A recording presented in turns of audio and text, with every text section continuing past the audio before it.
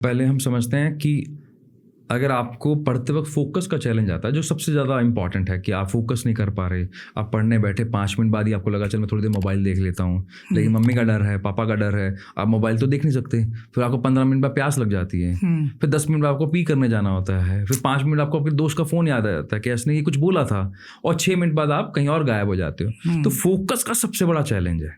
तो अगर फोकस बढ़ाना है तो उससे पहले आपको एक एक्टिविटी करनी चाहिए जिसका नाम है थ्री एक्टिविटी बोलते हैं उसको, नाम ही 3 है उसका। अच्छा। तो आपने क्या करना, जब पढ़ने बैठो तो पहले ब्रेन को रेडी करो।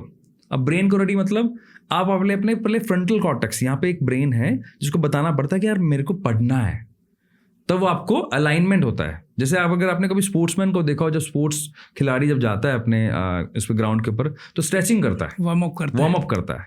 कोई भी ऐसे नहीं जाता सीधा, चाहे वो लास्ट बॉल खेलने में जा रहा हो। ऐसे जब आप पढ़ने बैठते हो तो आपका बैटल ग्राउंड कौन सा हुआ, पढ़ाई। तो उस बैटल ग्राउंड पे जाने से पहले वार्म अप एक्सरसाइज बनती है। तो 3 चीजें, ऑब्जेक्ट देखो और उनका नाम लो।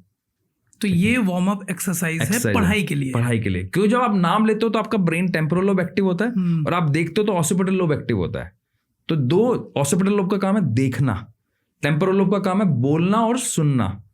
तो आपने बोला यार ये यूट्यूब का गोल्ड बटन लगा हुआ है, स्नेक प्लांट लगा हुआ है, यहाँ पे ओम चैंट लिखा हुआ है, ये इस कलर का है, तो मैंने बोला तो मेरे 3 ब्रेन एक्टिव हो गए।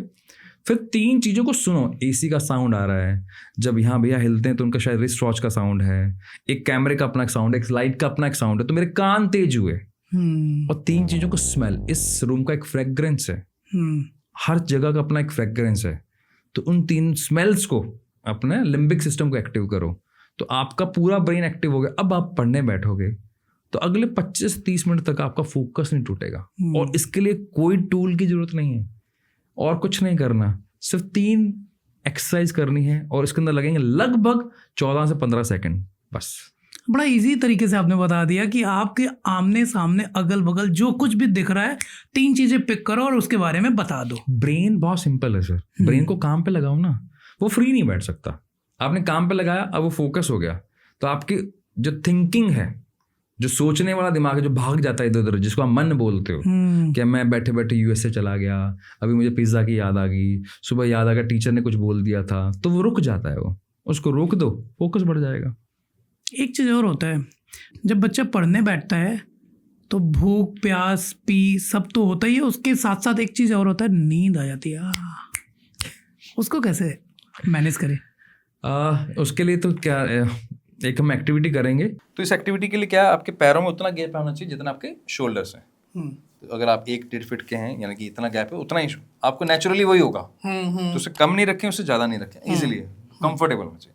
इसमें क्या होगा, इस हाथ से हम इसको टैप करेंगे, ठीक है, इसको बोलते हैं 1 2 3 4 5 6 7 8 9 10। तो ये आपको राउंड करने से 10 के कम से कम 5, ठीक है। फिर आप टर्न कर सकते हो इस तरह के 1 2 3 4 5 6 7 8 9 10। तो आपने क्या किया, क्रॉस बायलैटरल टैपिंग भी कर ली, क्योंकि आपने इसे टैप किया तो आपका इधर वाला पार्ट एक्टिव हुआ, आपने इसको टैप किया तो इधर वाला पार्ट एक्टिव हुआ। जब आपने वापस इधर से बैकवर्ड टैपिंग करी आपके हिप्स पे, तो आपकी पूरी बॉडी, यानी कि आपका जो स्पाइन है, क्योंकि आप ऐसे करके आप टैप नहीं कर सकते, आपका नेचुरली क्या होगा, स्पाइन स्ट्रेट हो गया। जब मेरा स्पाइन स्ट्रेट है तो मेरा अटेंशन पावर बहुत स्ट्रांग है, तो मैंने ब्रेन भी एक्टिव कर लिए, बॉडी भी अलाइन कर ली, और अटेंशन भी पावर मेरी बढ़ गई। तो वो कितनी देर में, 1-1.5 मिनट में। अमेजिंग। अब जैसे ही आपने एक्टिविटी की तो क्या हुआ, आपकी फिजिकल बॉडी, आपका माइंड और आपका ब्रेन, 3 चीजें लगती हैं पढ़ाई मन से करने के लिए। एक होता है माइंड, एक होता है ब्रेन, एक होती है फिजिकल बॉडी। अब इस एक्टिविटी के साथ वो क्या होगा, तीनों अलाइनमेंट होगी, and that is called peak performance.